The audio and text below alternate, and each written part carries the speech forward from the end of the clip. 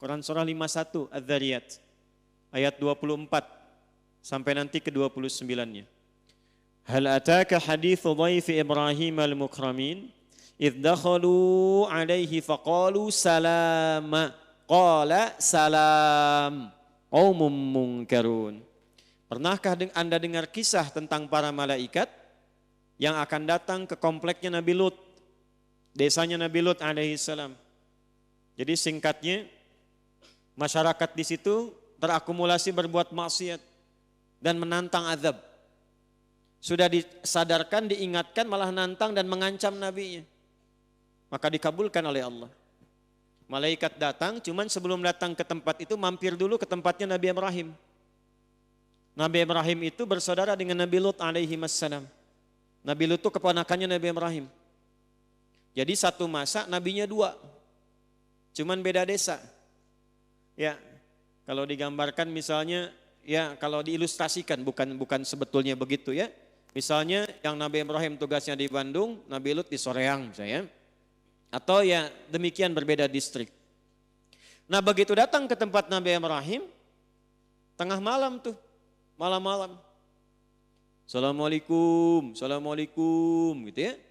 Nah disingkatnya itu salam, maksudnya assalamualaikum. Dijawab oleh beliau, waalaikumsalam warahmatullah, qaumum munkarun. Ini bukan orang sini.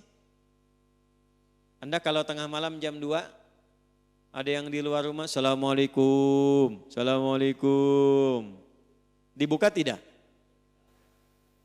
Diintip dulu ya, begitu diintip bajunya putih, rambutnya panjang-panjang, ya 3-5 sosok. Assalamualaikum, waalaikum. Dibuka tidak? Dijawab nggak salamnya? Jawab dulu salamnya. Jawab. Assalamualaikum, waalaikumsalam. Buka dong, tidak. Ini dibuka. Dilihat, oh ini bukan orang sini, orang asing. Kalau orang asing lelah, capek, nggak banyak. Kemudian ditanya ini dan itu, silahkan masuk. Langsung pergi ke belakang ke istrinya.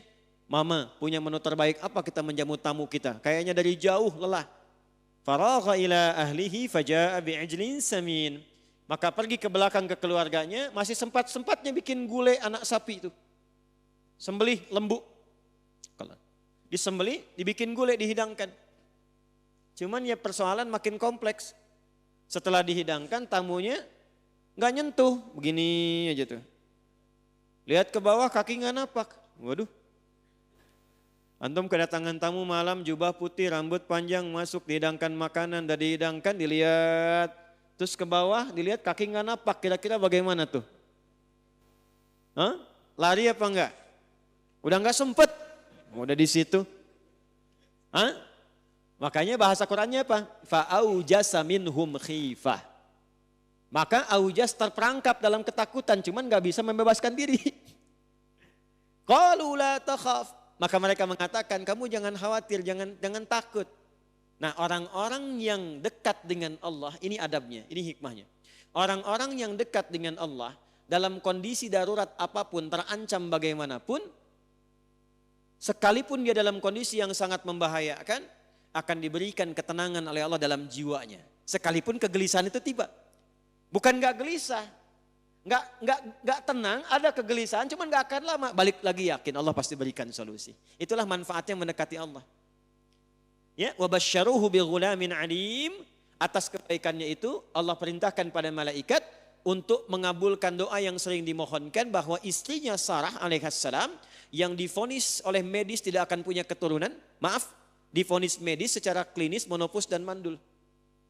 Maka atas kebaikannya itu dikabulkan doanya, diberikan kabar gembira akan mengandung dan melahirkan.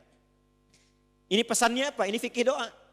Fikih doanya, kalau Anda punya permohonan yang rumit, yang kata orang mustahil untuk dilakukan, maka cari amalan-amalan yang tidak biasa, yang tidak mudah untuk dikerjakan.